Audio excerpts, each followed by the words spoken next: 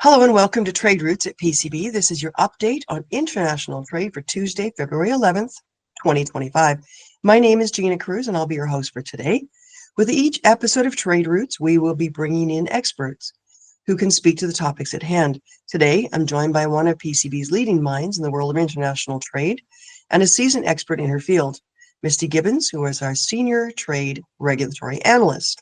Misty, thank you for joining us today, and we look forward to getting your expert insight on these evolving updates. Good morning. Thank you for having me. Thank you.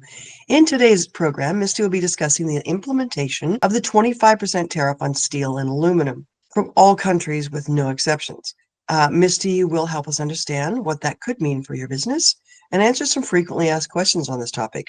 So without further ado, let's get started with some of the questions we've had coming into our hotline, which for listeners is 888-908-6638, or you can email us at tariffquestions@pcbglobaltrade.com.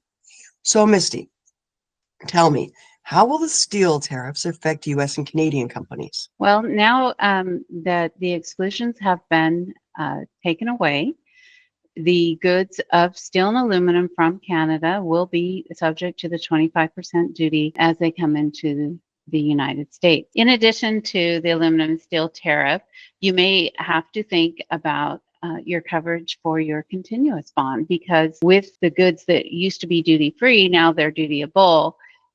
It could affect the amount of your bond that is required to cover your imports for the previous 12 months. So your bond is affected by the duty rate?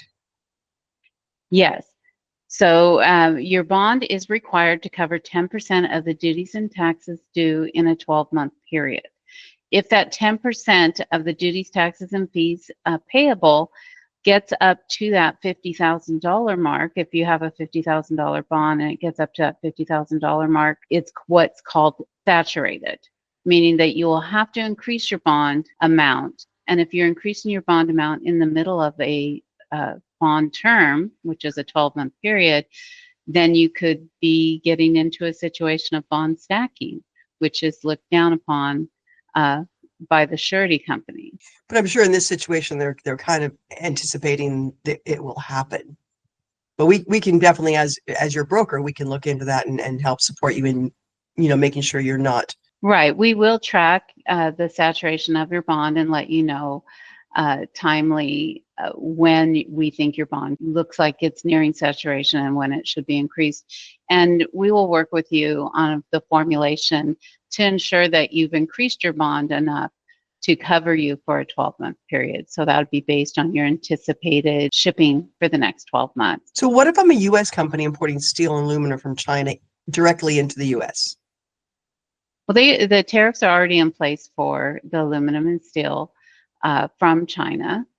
And all of these tariffs that are being put on all goods, through this administration are all cumulative, which means if it's subject to Section 301 at, say, 25%, and then it's subject to these new aluminum and steel duties, those are additions. So you've got 25% Section 301 duty plus 25% steel tariff plus any AD/CVD duties that may be due. It adds up quickly. And that would also go for a Canadian company shipping a Chinese product into the U.S., correct? So it just shipped from Canada doesn't mean that those Chinese duties go away. Correct. If the goods are manufactured in China, even though they're not coming in directly from China, they are still subject to all the duties imposed on goods manufactured in China. Okay. When will the steel and aluminum tariffs go into effect? They are slated to go into effect on March the 12th. As far as we know, at this point, that's the only date that's been given to us as an effective date for these exclusions to go away. So those will go into effect on March 12th.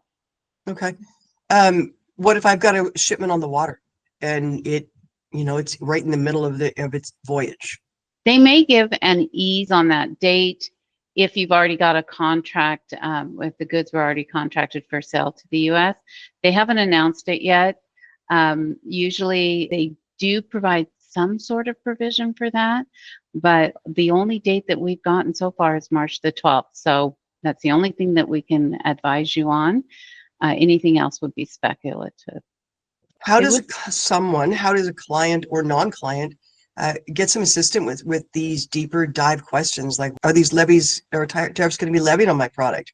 How do I know if my bicycle frame is affected? well, you could reach out to us and we can schedule a phone call or a meeting to go over your tariff questions and try and ensure you what your duty rates will be. If your goods are affected, will your bond be affected? Right. Any kind of trade information that you want, making sure you're claiming the correct valuation, or even the country of origin for your goods. And just that we, our day-to-day operations do that filing of goods from A to B, but this is a higher level of deep dive and support. Your team is available, but they do charge by the hours, such as a lawyer or an accountant would, correct? Correct. Perfect. Well, thank you for joining me today for this fascinating discussion on international trade. It's very informative, and I look forward to hearing more from you in the days to come. We hope you enjoyed this episode of Trade Routes. If you have any questions, comments, or thoughts for our next episode, feel free to reach out to us at tariffquestions at PCBGlobalTrade.com, and they could be answered here next time. As always, don't forget to subscribe to our newsletter and follow us on LinkedIn and Facebook so you don't miss any updates. And please subscribe to our YouTube channel to access these episodes. We will be keeping everyone up to date as we learn things. So until next time, thank you for joining us on Trade Routes.